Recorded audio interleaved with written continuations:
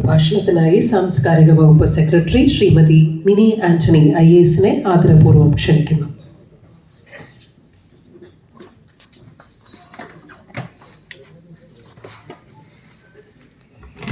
എല്ലാവർക്കും നമസ്കാരം. സന്തോഷകരമായ ഈ സായാഹ്നത്തിലേക്കും ഇന്ന് തുടക്കം കുറിക്കുന്ന അർത്ഥപൂർണമായ ഈ മേളയിലേക്കും സർക്കാരിന് വേണ്ടി എല്ലാവരെയും സ്വാഗതം ചെയ്യുന്നു.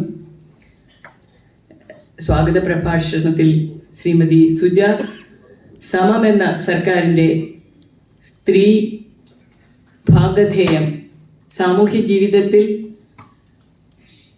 കൂടുതൽ അർത്ഥപൂർണമാക്കുന്നതിന് സാംസ്കാരിക വകുപ്പ് ഏറ്റെടുത്ത് നടത്തുന്ന ഉദ്യമത്തെക്കുറിച്ച് പറഞ്ഞു. സമം എന്ന വാക്ക് ഒരേ സമയം കുറേയേറെ ചോദ്യങ്ങളും കൂടി നമ്മുടെ മുന്നിൽ അല്ലെങ്കിൽ മനസ്സിൽ ഉയർത്തും. ഒന്നുപോലെ മറ്റൊന്നില്ല. ഒരു ഇലയുടെ ഒരു ഭാഗം പോലെ മറുഭാഗമല്ല. വ്യതിയാനങ്ങളും വ്യത്യാസങ്ങളും വൈവിധ്യങ്ങളും കൊണ്ട് നിറഞ്ഞതാണ് ജീവിതവും, അതുപോലെ തന്നെ വ്യക്തികളും സമൂഹവും എല്ലാം. പിന്നെ സമം എന്ന വാക്ക് മുന്നോട്ട് വയ്ക്കുന്ന ആശയം എന്താണ്? സ്ത്രീയും പുരുഷനും തമ്മിലുള്ള സമത്വം എന്ന ആശയമാണോ? അവിടെ സമം ആണോ വേണ്ടത്, സമത്വം ആണോ വേണ്ടത്? സ്ത്രീക്ക് സ്ത്രീയുടേതായ ഭാഗധേയം, പുരുഷന് പുരുഷൻ്റെതായ ഭാഗധേയം, രാവിൻ്റെ ഭംഗി,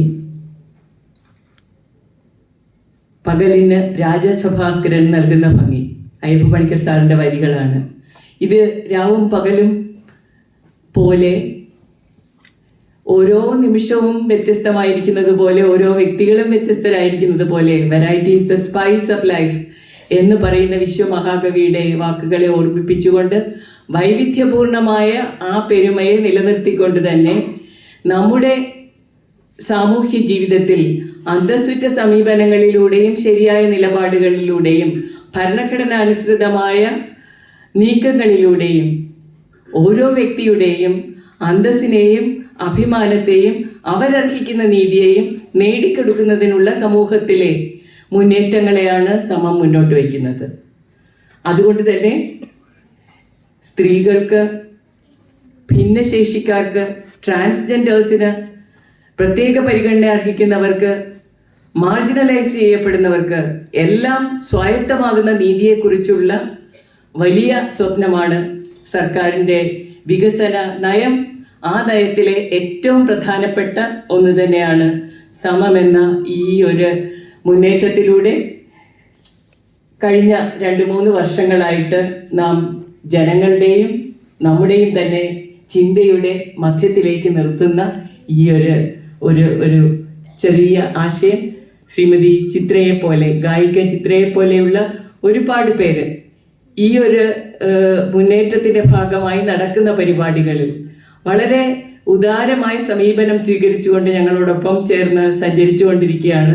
കേരളത്തിൽ ഈ ഒരു ലക്ഷ്യത്തോടെ നമ്മുടെ സാമൂഹ്യ ജീവിതത്തിലെ ഏറ്റവും ആഴത്തിൽ നമ്മെ സ്വാധീനിച്ച ജനകീയ കലകൾ, അത് ഒരു കാലത്ത് നാടകമായിരുന്നുവെങ്കിൽ നാടകത്തോട് ചേർന്ന് ക്ഷേത്രാങ്കണങ്ങളിൽ കഥാപ്രസംഗം പോലെയുള്ള ജനകീയ കലകളായിരുന്നുവെങ്കിൽ സാങ്കേതിക വിദ്യയുടെ ആഗമനത്തോടെ അത് ചലച്ചിത്രങ്ങളായി മാറിയപ്പോൾ, സിനിമയായി മാറിയപ്പോൾ, ആ സിനിമ എത്ര ശക്തമായ സാമൂഹ്യ മുന്നേറ്റത്തിലെ ഒരായുധമായി കഴിഞ്ഞ കാലഘട്ടങ്ങളിൽ കേരളത്തിൻ്റെ സാംസ്കാരികതയെ സ്വാധീനിച്ചിട്ടുണ്ട് എന്ന് നാം പഠിക്കുമ്പോൾ അവിടെ സ്ത്രീയുടെ സ്ഥാനം ഒട്ടും ചെറുതല്ല.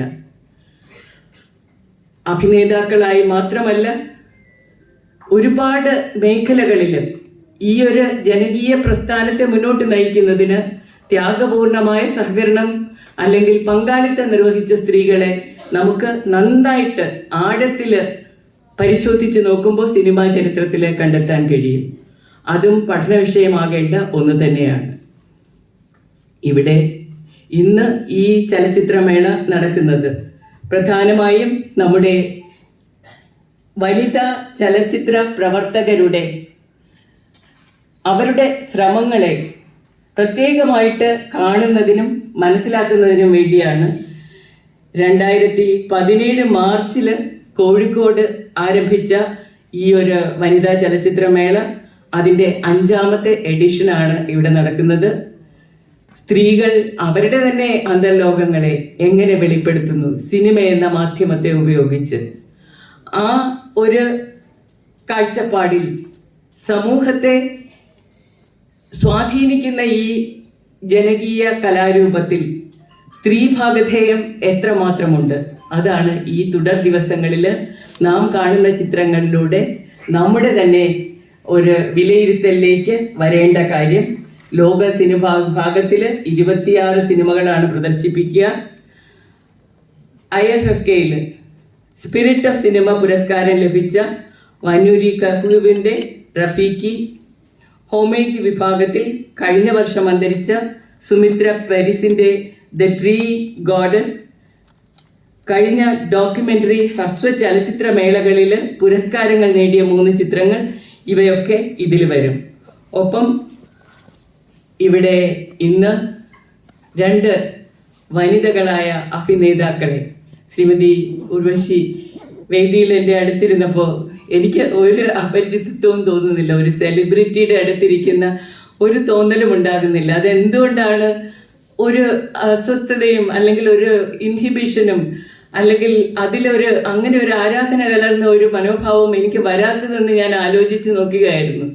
എനിക്ക് വളരെ അടുത്ത പരിചയമുള്ള എൻ്റെ ജീവിതത്തിൻ്റെ ഭാഗമായി ഇരുന്ന സുഹൃത്തുക്കളും ബന്ധുക്കളും പരിചയക്കാരുമായ ഒരുപാട് സ്ത്രീകളുടെ രൂപഭാവങ്ങളെ, അവരുടെ മനോഗതങ്ങളെ ഓർമ്മിപ്പിക്കുന്ന അതിശക്തമായ സൂചനകളെ വെള്ളിത്തിരയിൽ അവതരിപ്പിച്ചുകൊണ്ട് അവരെനിക്ക് എന്നെ പരിചിതയായി കഴിഞ്ഞത് കൊണ്ടാണ് എനിക്ക് താങ്കളോട് ഒരു അപരിചിതത്വം തോന്നാത്തത്. അത്രമേൽ മലയാളിക്ക് സ്ത്രീഭാവങ്ങളുടെ എനിക്ക് ഏറ്റവും ഇഷ്ടമുള്ള 2 നടികൾ